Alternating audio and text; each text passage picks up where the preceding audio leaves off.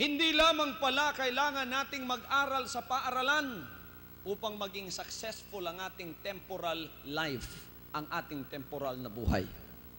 Kailangan pala na tayo ay managumpay sa tunay na tagumpay. At ang tunay na tagumpay ay ang katagumpayan ng ating kaluluwa. At ang katagumpayan ng ating kaluluwa ay walang iba kundi ang paghahanap sa tunay na kaligtasan. Sino rito ang naghahanap ng tunay na kaligtasan? Amen? Naghahanap tayo ng tunay na kaligtasan para sa ating kaluluwa. Kaya tayo ay nag-shopping ng maraming mga grupo, nag-shopping ng maraming mga religion, nag-shopping ng maraming mga denominations na nangangaral din naman sa mga salita ng Diyos.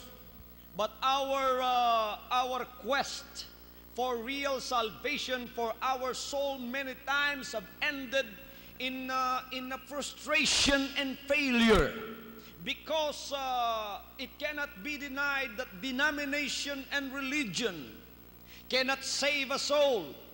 It is not a cold institution that was crucified for us.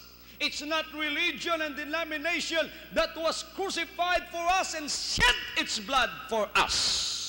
You cannot find love in an organization. You cannot find love in a denomination. You cannot find love in a religious system. You can only find the true love of God in the Lord Jesus Christ. Kaya ang kaligtasan ay hindi institusyonal. Ang kaligtasan ay isang karanasan na makipag-isa sa ating tagapagligtas na walang iba kundi ang ating Panginoong Jesucristo. Anong sabi niya, mga kapatid? Ang sabi niya, ako ang pintuan, ang papasok sa akin ay maliligtas. Sabi niya, ako ang daan ng katotohanan at ang buhay. Walang ibang makapaparoon sa Ama kundi siya daraan sa akin. Sa ating paghahanap, kailangang hanapin natin ang ating Panginoong Jesucristo. In our quest for salvation, that would quench the thirst of our soul and that would lead us to the true satisfaction of our spiritual state. Hindi ito mahahanap natin sa palengke. Hindi natin ito makikita at mapapag-aralan sa mga paaralan at universidad ng sanlibutan ito. Kung minsan pa nga yung mga universidad at mga paaralan sa sanlibutan ito ay nagpapakamarunong at puro kamangmangan naman ang itinuturo. Bakit? Sapagkat sinasabi nila na kung minsan ito pa nga ang tinuturo na parang katotohanan na ang tao raw ay hindi nanggaling sa Diyos. Ang tao raw ay nanggaling sa unggoy. Nag-aaral kayo sa university, ang iba sa inyo, ano yung tinatawag na evolution theory ni Darwin na sinasabing tayo ay nanggaling sa unggoy. Pagkatapos tayo, mga kapatid, ay nag-evolve at naging taong kamukha natin ngayon. Do you believe the evolution theory that we came from the monkey? That is foolishness. Nagpapakamarunong ang tao, naging mangmang naman siya sa harap ng Diyos. Sapagkat kung totoo ang evolution theory, wala na sanang unggoy ngayon. Lahat sana tao na. Marami pang unggoy ngayon. Amen. Hindi na sana magmananatiling unggoy ang isang unggoy. Lahat sanang unggoy sa buong bundok ay tao na. Ngunit meron pa rin mga unggoy na kahit ilang beses mong ipanganak, unggoy pa rin. Hindi ako naniniwalang ako'y galing sa unggoy. Ako ay galing sa Diyos. Hallelujah!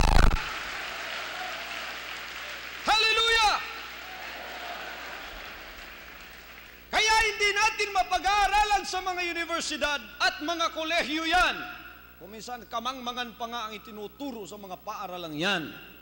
Hindi tayo ine-educate ng patungkol sa Diyos. Kung minsan, ang itinuturo nila sa atin ay yun pang kamalian at kalikuan. Hindi ko nilalahat ang lahat ng paaralan. Ngunit talagang may mga paaralang inalis ang kaalaman ng Diyos sa ating mga isipan. At ito, mga kapatid, ay ginagawang hindi maganda sa ating mga pag-iisip ang relationship natin tungkol sa Diyos.